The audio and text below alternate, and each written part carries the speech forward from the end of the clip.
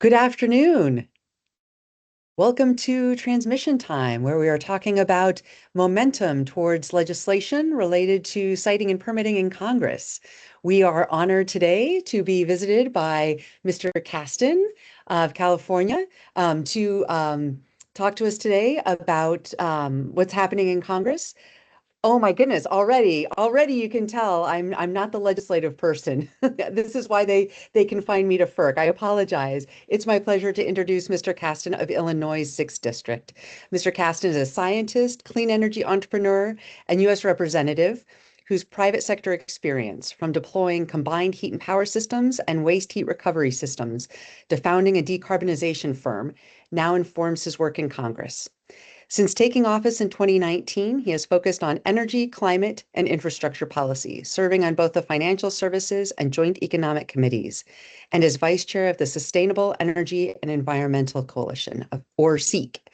Mr. Casten has previously championed measures like the SITE Act and CETA Act to strengthen transmission planning, streamline permitting, and expand interregional grid capacity. And this September, he and SEEC released a draft of their legislation, the Cheap Energy Act, which is a comprehensive approach to addressing the wide array of different factors that are raising energy bills, including building out much needed transmission. Today, he joins us to share his perspective on the accelerating need for transmission build-out, permitting reform, and the policy levers required to meet our national grid modernization goals.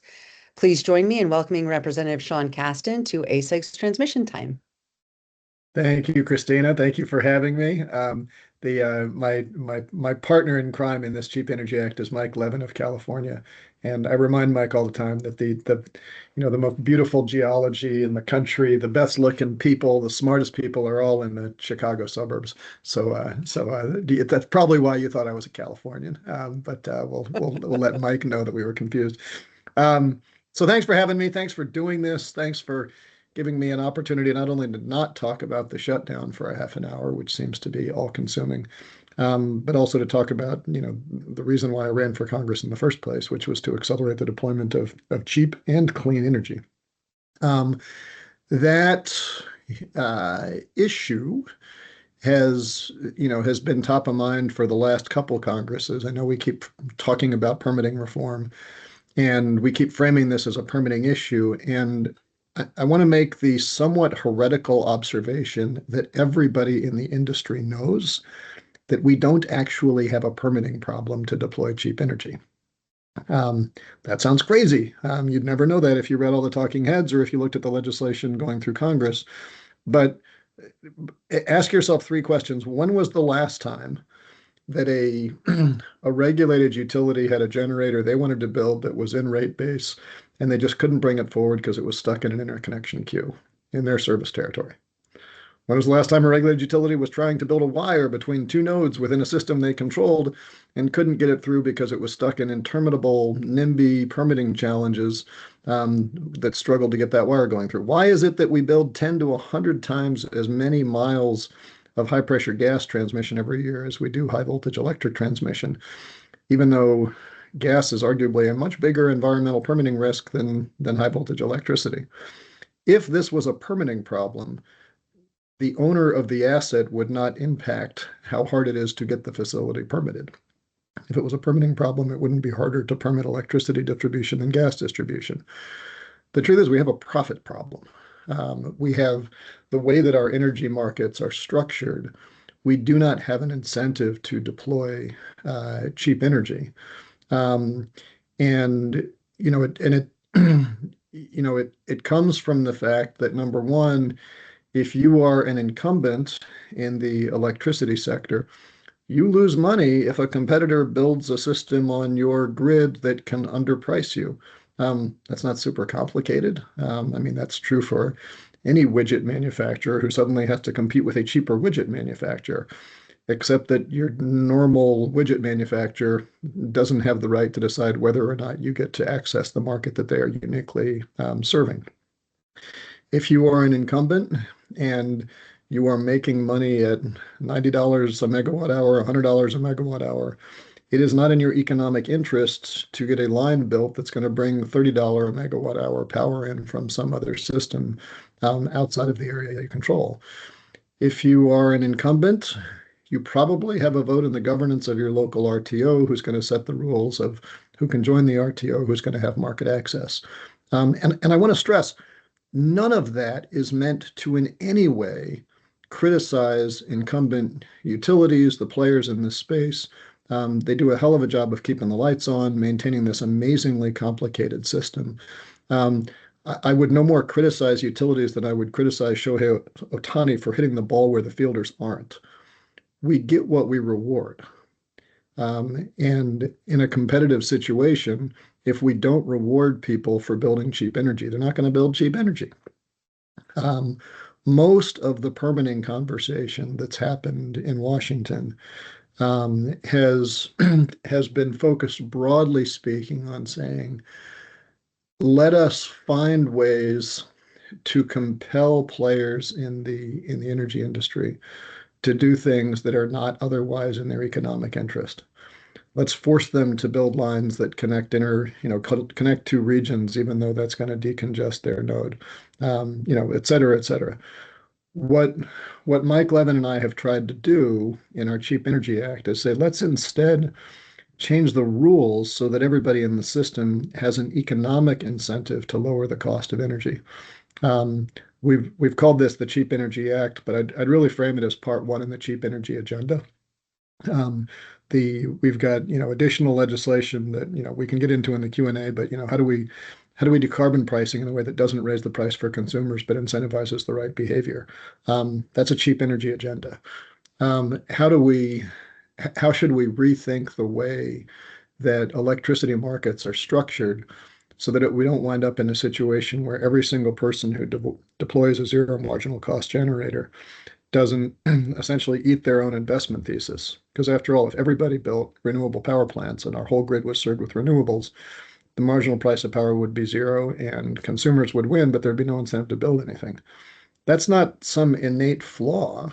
It's just a problem with the way that we've regulated the structure. We can fix that. So that's the broader cheap energy agenda. What we've tried to do in our first push out the gate is it includes a lot of the permitting reforms that you've seen. I mean, there's huge chunks of Manchin Barrasso and other pieces that are in here, but those are on the back end. On the front end, we've gone through to say, let's do um, essentially performance-based rate making on steroids. Let's give transmission providers, regulated utilities, the opportunity to earn a little higher return on equity if they're going to do things like decongest nodes, if they're going to do things that are going to benefit consumers. Let's make sure that if we're creating all this economic wealth, let's make sure that everybody involved in deploying that has an incentive to do it. We've got shared savings provisions so that if you deploy grid enhancing technologies or other technologies that reduce the line losses on the transmission system, let's set that up so that you can keep some of those savings instead of finding yourself having to go back to your utility regulator and saying, well, I cut the line losses from 7% to 5%, and I deployed the capital, but that means that you're going to drop the line loss fraction in my next IRP down, and all the savings go to my customers, and therefore I'm not going to do it. Let's give them part of those savings, right? It's a logical thing to do. Um, let's rationalize cost allocations so that we don't have this fight where one side of a transmission line sees this as a way to access cheaper markets, and the other side of a transmission line sees it as a cost they have to pay. Those are fixable problems, but we can get through it.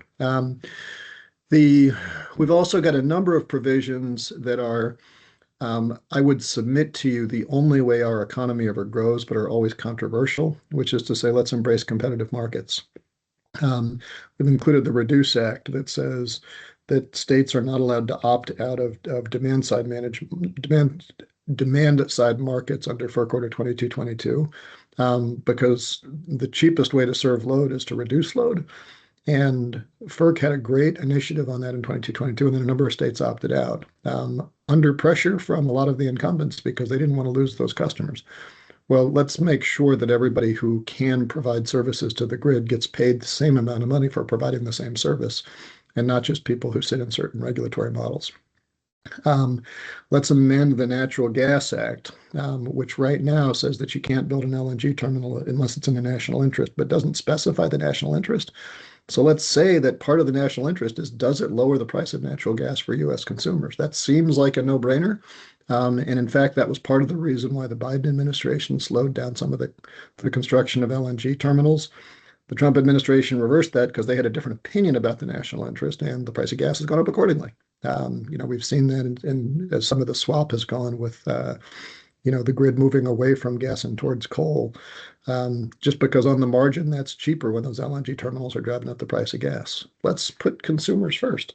Um, I could go on and on. There's a whole bunch in there that we can talk through, but I'll save that for the questions. But let me just leave you with both the opportunity and an ask for all of you. The opportunity is that if you look at every country in the world, and let's just look at the first world OECD countries, divide their GDP by their MMBTUs of primary energy. In other words, what is their energy productivity? We measure labor productivity, we measure return on capital. Let's measure the energy productivity of those countries. The United States on that measure generates a little over $200 of GDP for every MMBTU of primary energy we consume. The United Kingdom generates $350. The Danish generate over $500. The Swiss generate over $600. They have access to the same technology, right? They have access to the same talent. They have shallower capital markets, and yet they are generating 2 to 3 times as much economic activity per unit of energy as we are. Imagine if they were twice as productive on labor. We'd be pulling our hair out wondering what we're doing wrong. That's really depressing in hindsight, but it's an unbelievable opportunity for us to massively grow the economy. And that then I think gets into one of the big challenges in getting to this point, that if we talk about investments and labor productivity, I think everybody in our political conversation, in our historical conversation, in our economic conversation, understands that making a factory more labor efficient is, at least in the first instance, a wealth transfer from labor to capital. We understand how to talk about that. We understand all the isms that sit on either side of that conversation. And I'm not saying we always get it right, but we have a fluency in that issue, in that conversation, and there are active interest groups on both sides. If we increase energy productivity, that's a wealth transfer from capital to consumers. And we haven't really had that conversation.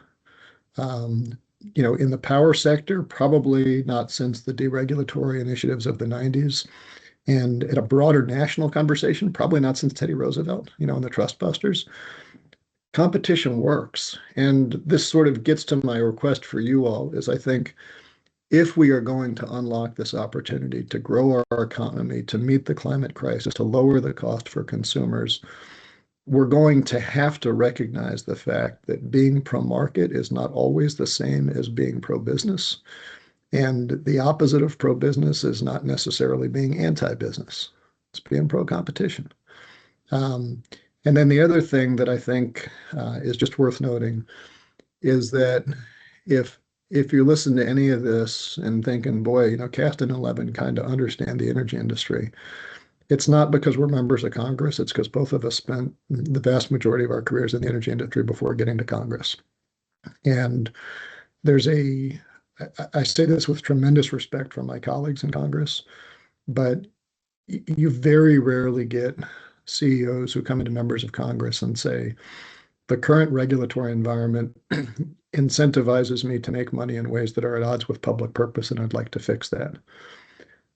They come in and say, we're doing great things. They come in and tell us about what they're doing with their charitable activity. I'm not knocking them, but I'm saying that if we want to do energy policy right, you've got to make sure that members of Congress understand where they're aligned and understand that we want to work with industry on a collaborative basis to make sure that everybody has the same incentives, and not stay in the zero-sum fight where we're just going to force people to act against their will and hope that that's going to lead to any results, because historically it hasn't and it's not going to now. So I'm optimistic, I'm encouraged, but we got a long way to go. And thanks again for having me. And with that, we'll shut up and shift to whatever questions or other feedback that you have, Christina.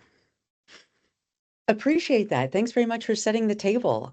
We are excited as we hear kind of whispers among, other things that are happening on the Hill, thinking around legislation that could facilitate further build out of what's needed to make the most of the system. What kinds of pieces are you hearing about that you think have the most legs, and what are you most optimistic about?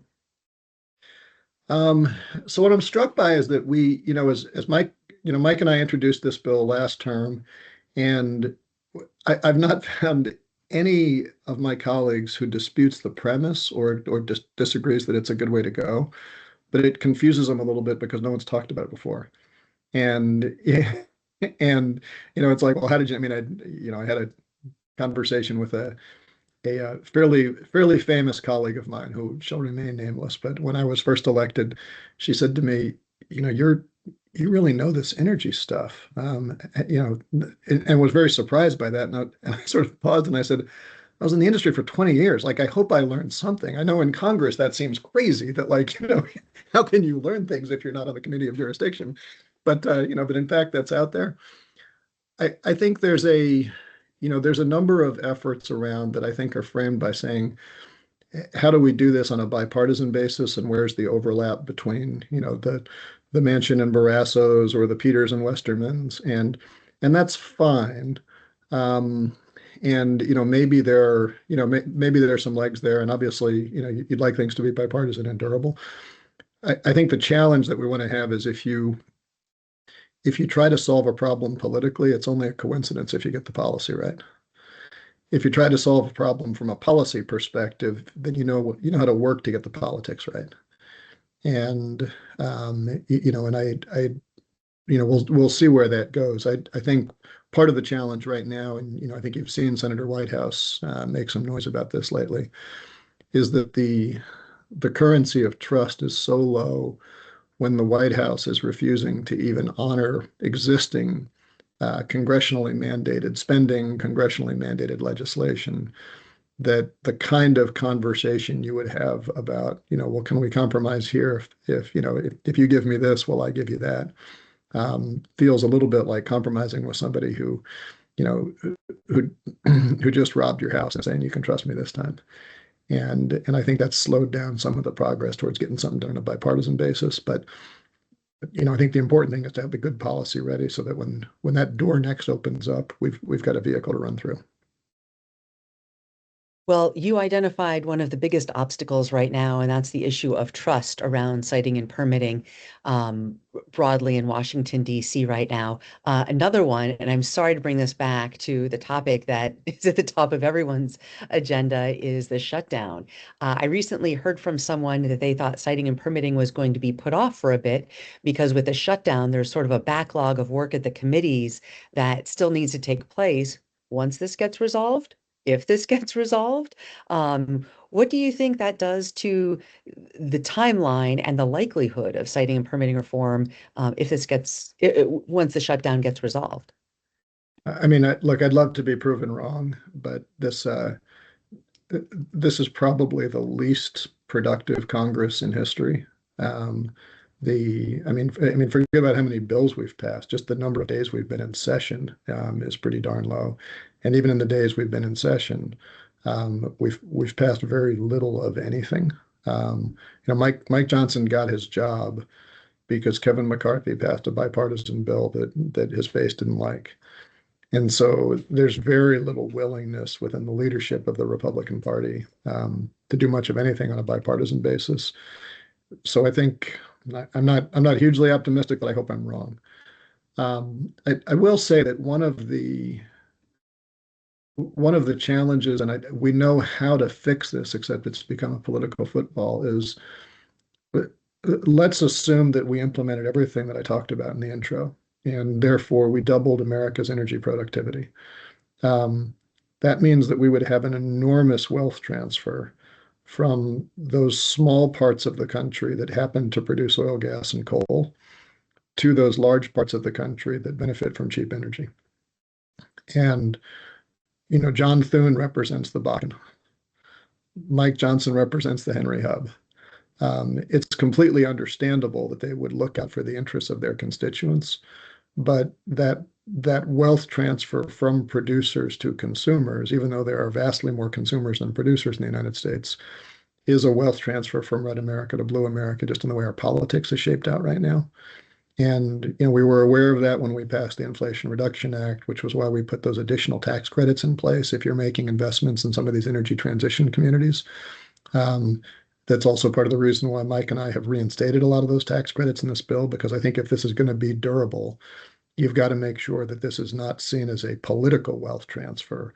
And you've got to make sure that we're not, we're grateful to the people who gave us oil and coal and gas over our history. We're grateful to them for keeping the lights on. They deserve dignity, but we also love markets. And if we don't prioritize that, we're going to create a situation where, we don't want to turn, Houston into the economy of West Virginia. But if markets keep deploying the cheapest form of energy, that's what happens. And I think we got to be thoughtful about that and putting all Americans first. And I hope we can, but restoring IRA tax credits has a certain political valency right now that I wish it didn't, but it does. I appreciate your perspective on that. Um, it is a bleak time, that's for sure, but I appreciate your nuanced and thoughtful perspective. You're in Congress, you used to be in the private sector. You have a number of folks on this call who, are in DC, but also work in private industry. What would you recommend to us as the most effective way to deploy clean energy, deploy transmission going forward in the next 6 months? How can we be helpful to you? How can we be helpful to the cause at large? Well, so, I guess one inside game, one outside game. On the inside game, just what I said before, tell us as members of Congress where you have rules that get in the way of you doing the right thing. Um, the I mean, because we all know that. I had a conversation with a utility who said that they intentionally didn't install highly efficient transmission cables because they didn't want to have to pass the savings along to their customers. The we all know those incentives are out there. How many developers do we know who, undersized a power plant so that they could capture retail rates and didn't have to participate in wholesale markets because they couldn't get paid as much on the wholesale side, or they were going to cross a private thoroughfare and they didn't want to, and that would have triggered a fight with the local utility. We all know if we're in the industry that those barriers are there, but the vast majority of the utility CEOs who come into our office spend most of their time telling us about what they're doing in their charitable activities, which, you know, I don't go to utility CEOs and tell them about the fact that my wife just volunteered at a food pantry. And if I did, you'd say, why are you focusing on that instead of focusing on what you do as a legislator? Let's talk about the business issue so that this isn't a zero-sum fight, right? And so that's my inside game request. My outside game is, I think about all the time I spent in the private sector trying to get my investment committee to approve various projects. And I built some 80 projects, which means statistically, I probably tried to build 800 or so. If I have the batting average of a typical developer, which I'm probably right about, the median developer on that front. Um, and how many of those projects that we didn't build looked good on paper, and then someone on our investment committee said, your economic forecasts are based on current energy markets. They're a little rosy. Let's take a somewhat more conservative view, see if it still makes our return thresholds, and then the project doesn't quite pencil anymore. That's fine. It's an appropriate investment committee. The inverse of that also applies. And so how many projects right now look very difficult because of, what the Trump administration, the DOE is doing to get in the way of competitive markets. They're blocking projects like the Grain Belt Express in the Midwest that would bring cheaper energy into higher price markets. They're not doing that because they're opposed to clean energy. They're doing that because they're opposed to cheap energy. Chris Wright has money tied up that depends on the price of gas being high, right? He doesn't want cheaper energy on the grid. Doug Burgum doesn't want cheaper energy. He wants to sell coal. I don't mean to be crass about it, but they're pushing to make energy more expensive. And so market access is going to be hard for the foreseeable year or two. But that fever will break and eventually markets win. And if you can get your investment committees to be a little bit more patient, you're going to be sitting on some really attractive assets a couple of years down the road. And every one of those assets, when built, as you all know, undercompetes the coal, the gas, the oil that's sitting on the margin. Maybe you don't quite hit your target investment return, but that thing's going to be cash flow positive. And the more we can get those built, the more we decarbonize, the more we get those benefits to consumers. And I think, if you've got some patience from your capital providers, I think there's an opportunity to deploy in spite of some of the headwinds coming out of the White House right now, because they won't last. Energy is all about playing the long game. Mm. Appreciate that. Is there anything else you want to make sure that you leave our group with before we bring in some additional speakers to join us? Just if you've got thoughts on other things we could do to sort of accelerate this cheap energy agenda, please get in touch with our officer, Mike Levins. We're trying to be the clearinghouse and writing legislation as fast as we can, because it's if you care about making sure that our children have a livable planet and have a lot of money in their pocket, or just one of those two, we're trying to get them done. Some money in the pocket. I'm hoping the kids move out of my basement at some point. Agree. Thank you so much for your time, Mr. Casten. Really Thank you for appreciate having you. me. And Illinois is lucky to have you. Thanks so much. Well, great. Thanks so much for joining us. We have here, let me make sure I do this correctly. Want to pivot now to our panel. Thanks again for joining ACEG. We are planning for our fly-in next week, so this is really a pivotal time to have this conversation. ACEG is looking forward to releasing our paper as well next week, looking at how pipelines are sited and permitted and what lessons transmission can learn from it. So clearing the path to power is coming to an inbox and near you.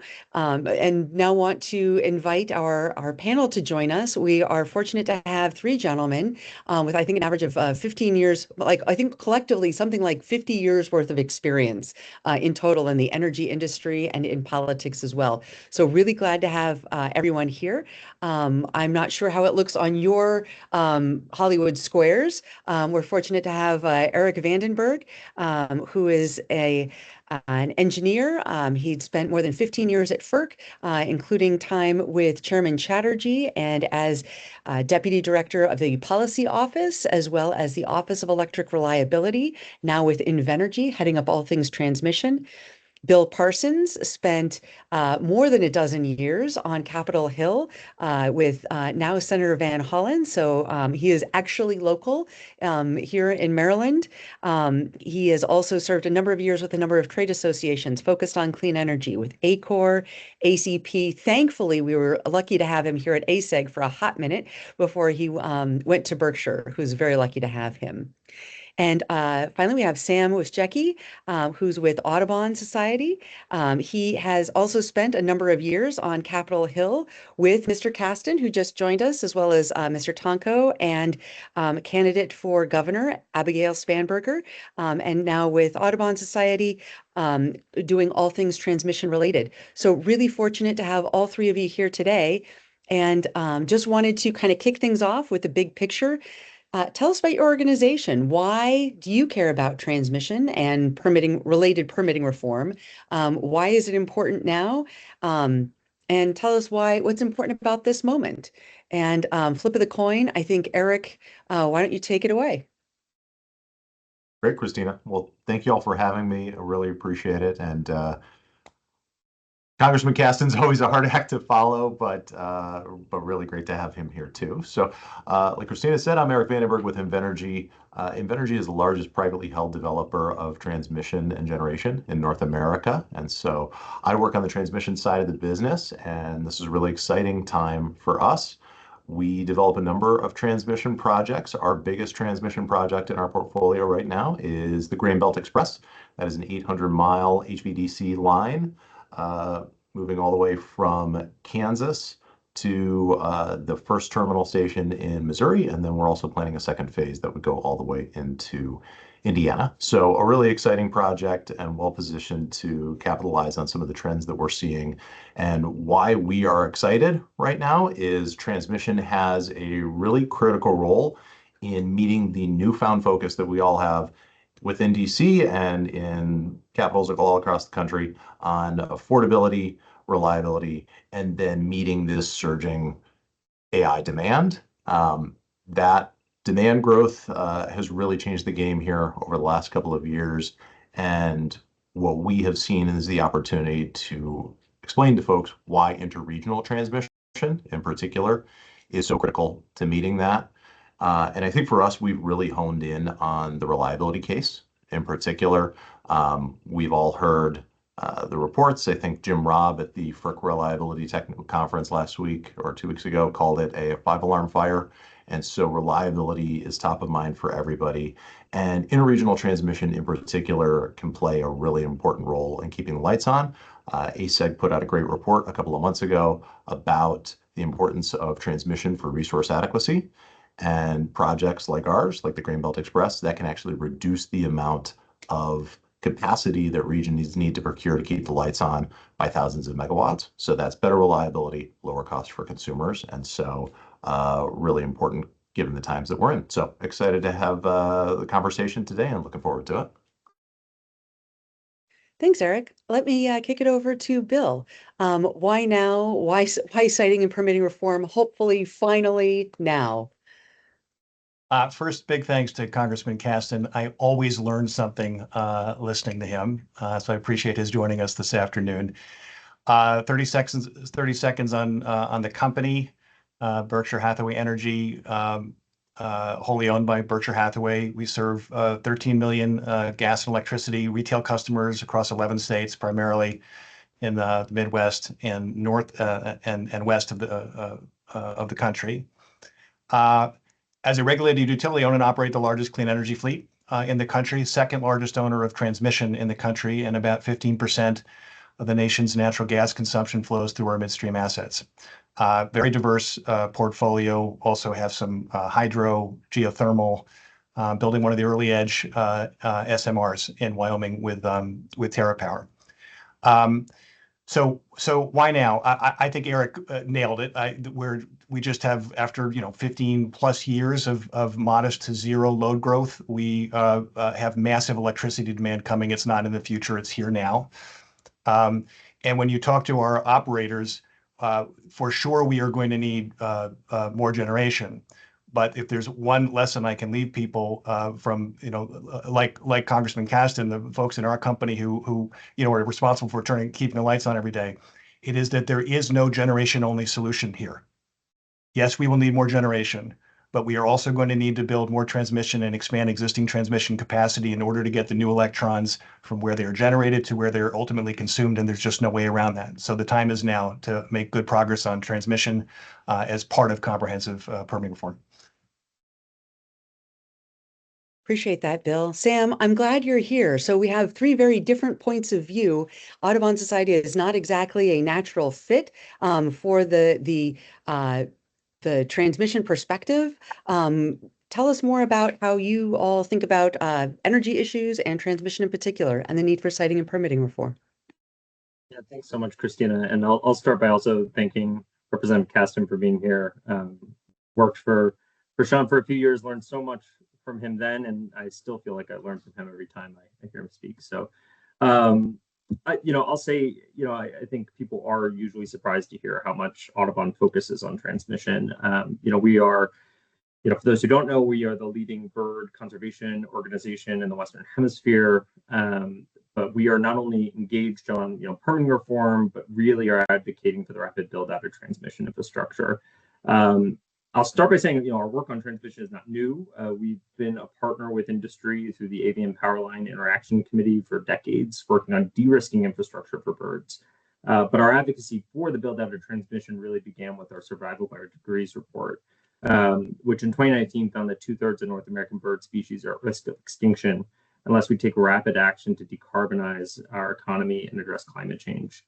And I think, like Bill said, we quickly realized, look, you can't just do this from the generation side. We have to build transmission if we're going to decarbonize our grid, and we have to do that quickly. And so Audubon has actually committed to working directly with developers to support 100 gigawatts of responsibly sited renewable energy and transmission projects by 2028. We do that work on the ground, and we're about halfway through meeting that goal.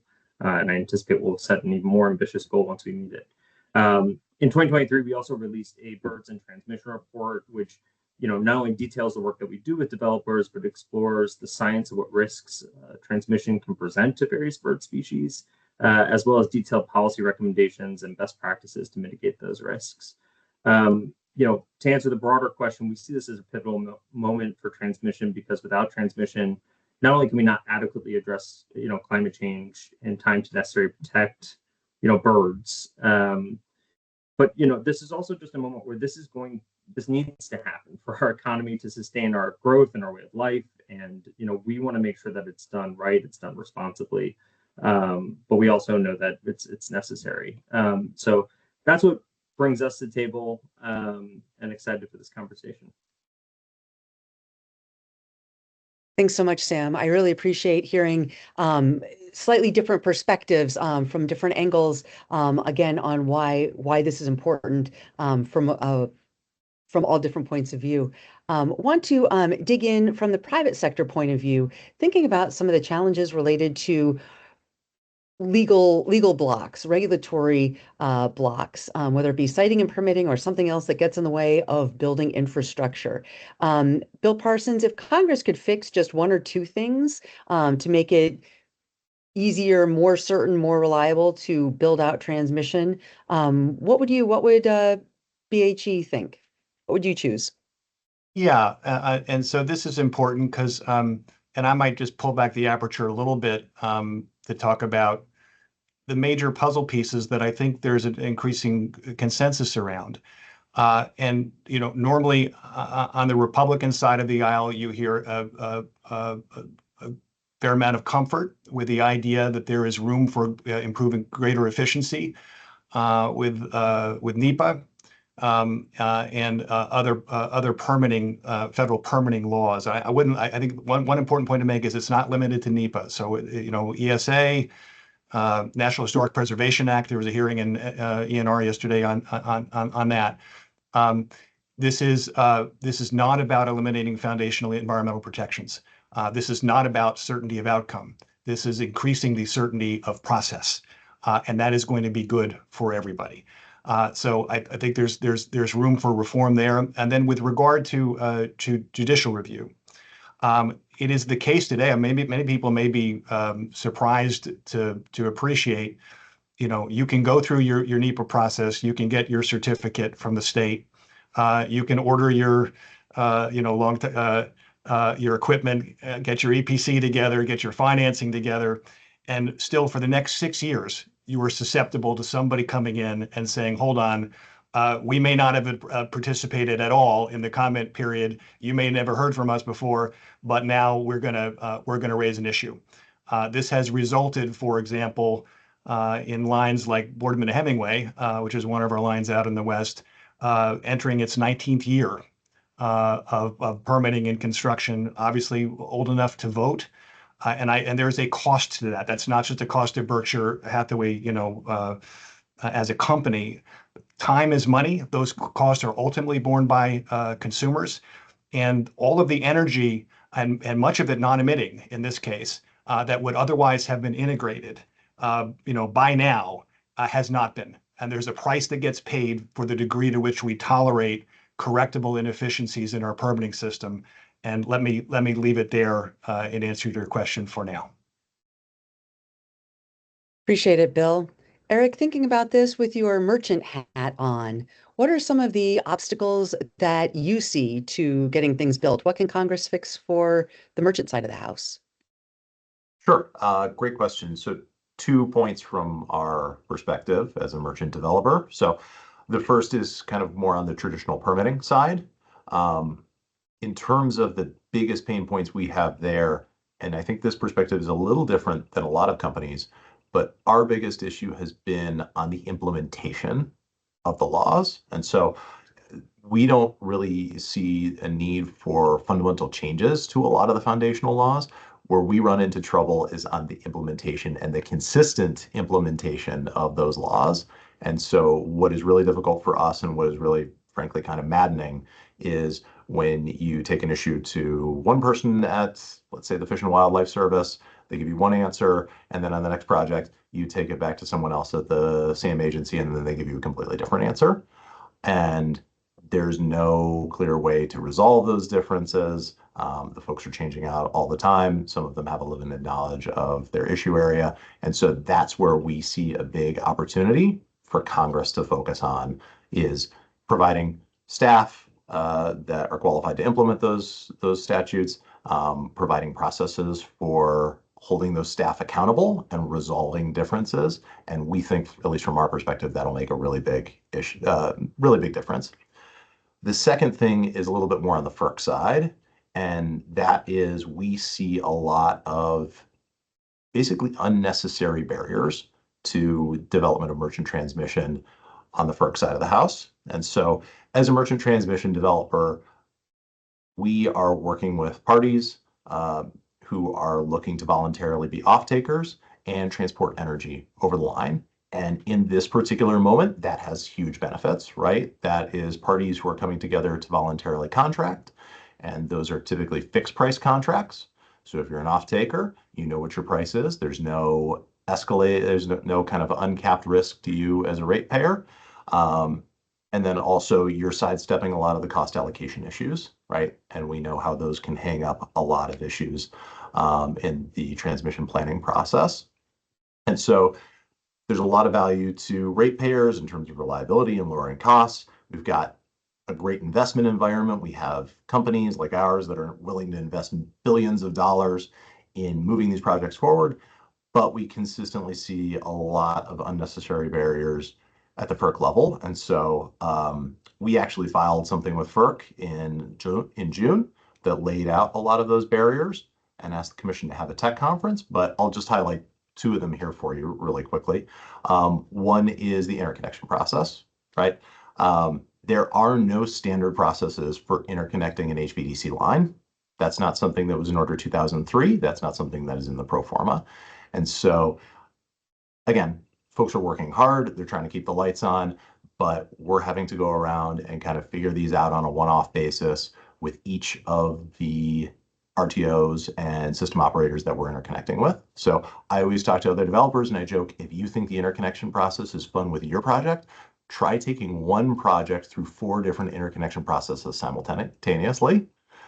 So that's one we think is ripe for reform. And then the other is there is not a clear mechanism for recognizing the resource adequacy value that I was talking about earlier for merchant transmission lines.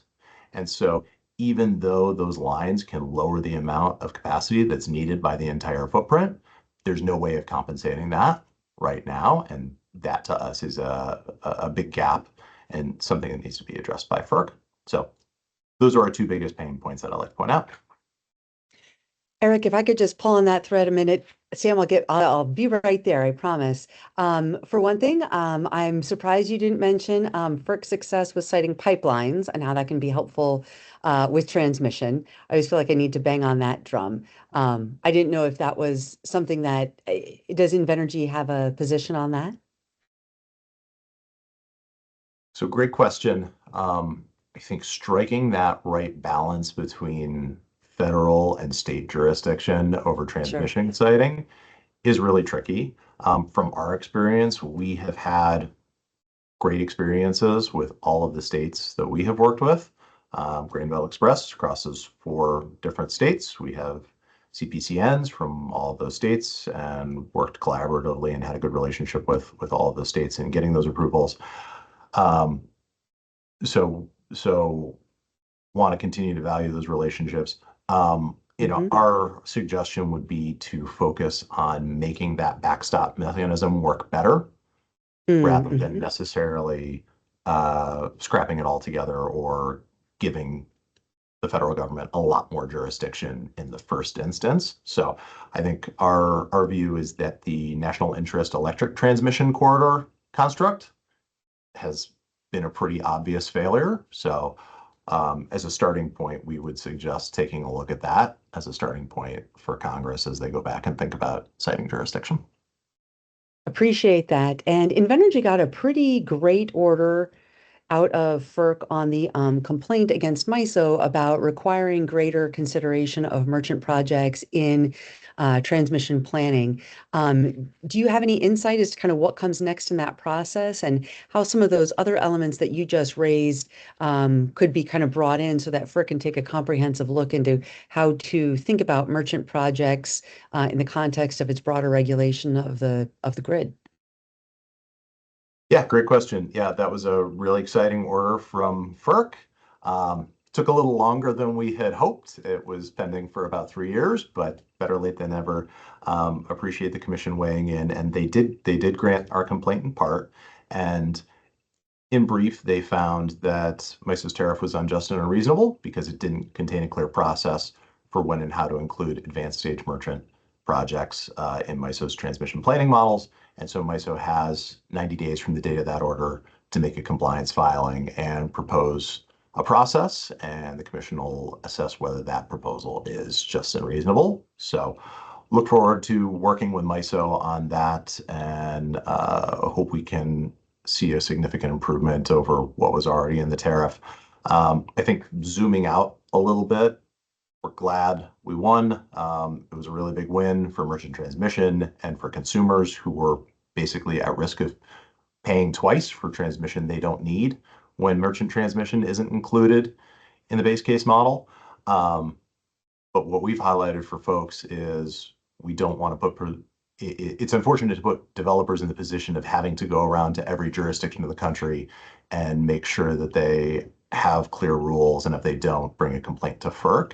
And so ideally what we would like to see is part of a broader push from FERC to address a lot of these regulatory barriers, including this one. So rather than kind of addressing these onesies, twosies, and complaints, let's have FERC make clear that everyone has to have a clear and preferably uniform rule for when they're going to include advanced stage merchant transmission in the base case model. So the way we see it is there's a really great opportunity for a package of things that FERC could do and that Congress could direct FERC to do to remove a lot of these unnecessary barriers.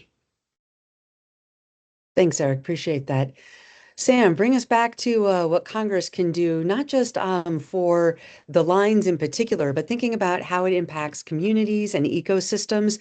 How can we move faster on permitting to get the certainty that developers need to move forward, but also make sure that we take care of the communities and the landowners that are along the way? Yeah, I appreciate the question. And I'll just start by echoing, I think, what Bill and Eric were getting at with certainty and the importance, not just for developers, but for communities, of a certain process that, isn't changing every 4 years. I think that has been really a killer, for the ability of communities to engage, for organizations like Audubon to engage, is if you have this kind of dramatic swings in how we're interpreting our bedrock environmental laws. That does make it very difficult. Or programs like NHTSA that seem to change every 4 years, and that's unfortunate. Some of that was court orders, and some of that's been administrations. But I'll say Audubon works directly with project developers to promote bird-friendly design and operation of transmission. And what that can look like is it means, asking for technology solutions that are often inexpensive to help birds avoid, collisions or being attracted to transmission towers for perching. We also will ask, for changes in how line is sited to avoid, critical habitat. We look at ways that transmission developers can be better stewards of the area around their projects through vegetation management plans that bring in pollinator and native species of plants that can create habitat for birds. But I think that, the reason I bring that up is these improvements only happen when we ask for them, when we have that relationship with a developer. We can look at the project ahead of time. And so one of the things that we are, aware of is when a project reaches a certain point in the permitting, pipeline, where plans have been signed off, supply chains have been set, it's harder to have that conversation because those are change orders. Those are, might reinitiate certain parts of either a state or local, permitting or siting conversation.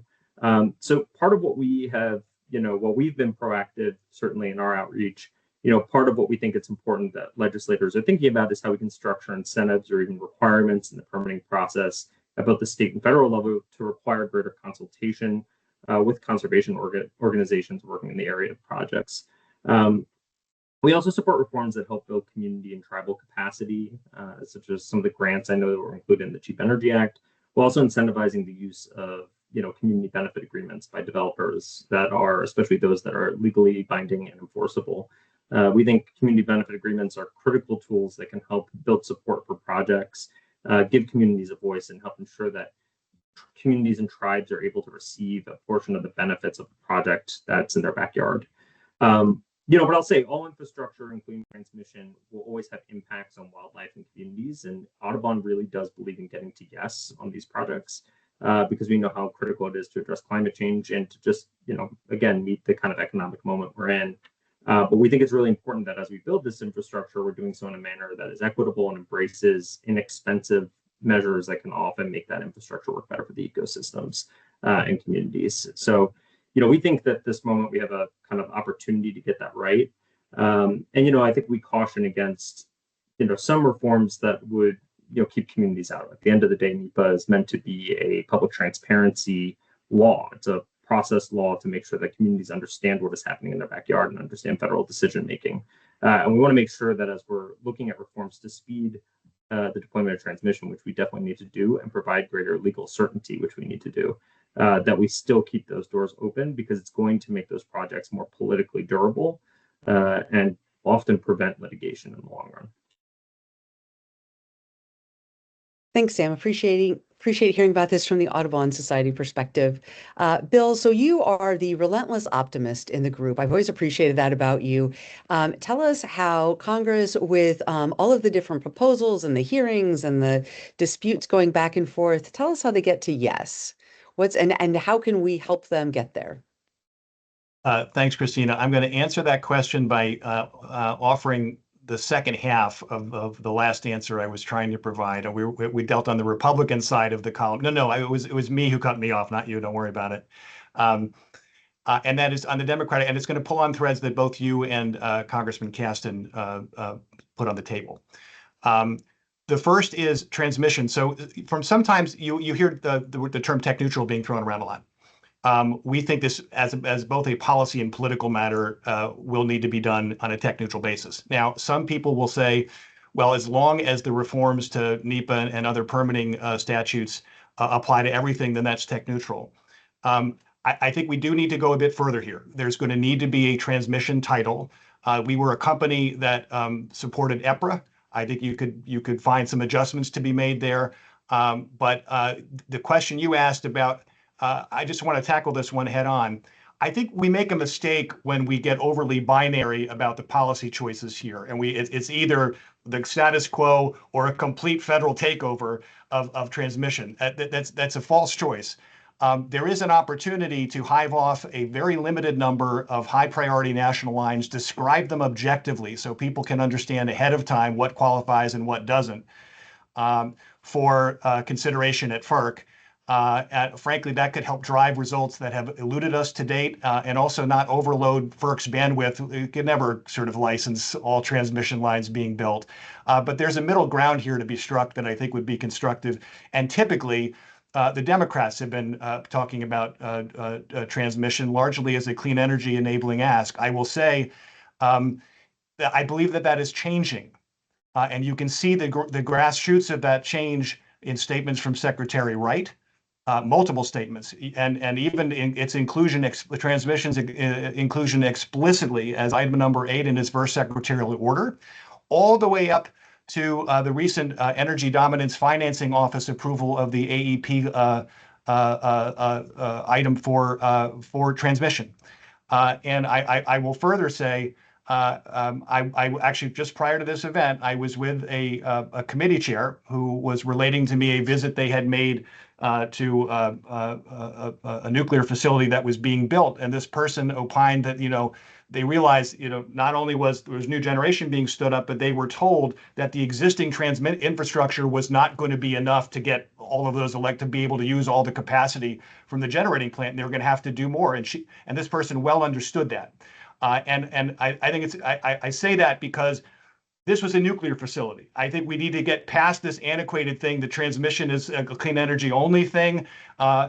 This all electrons, you like to say, Christina, they don't color code the electrons. They don't. All the electrons we are going to build and generate will be carried on the new lines that we need to get them where they need to go. So I think there's a great deal. I'm encouraged by that. The last thing I will say, and I think it's just a reality right now, and Congressman Casten touched on it.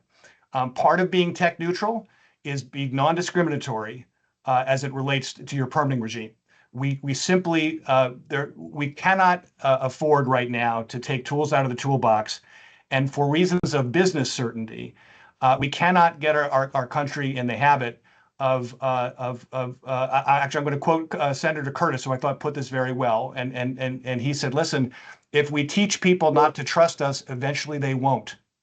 So when someone has applied for and received a permit, for political or preferential reasons, going back and reviewing that selectively, that undermines business certainty, that works at odds with the infrastructure build out we're going to need for energy dominance, or meeting, for a utility like us, which has held to a least risk, least cost standard by a regulator, just keeping the lights on at the lowest possible cost. So I think I'm encouraged that I think transmission is evolving past being pigeonholed as one thing only for one party, and its virtues are being embraced across the political spectrum. That's one thing, and I think we've identified a trust issue. And by the way, I haven't heard a lawmaker on either side of the aisle in the Congress or any of the energy trade groups think that treating different forms of generation differently, especially when they've already been permitted, is good policy, because what goes around comes around.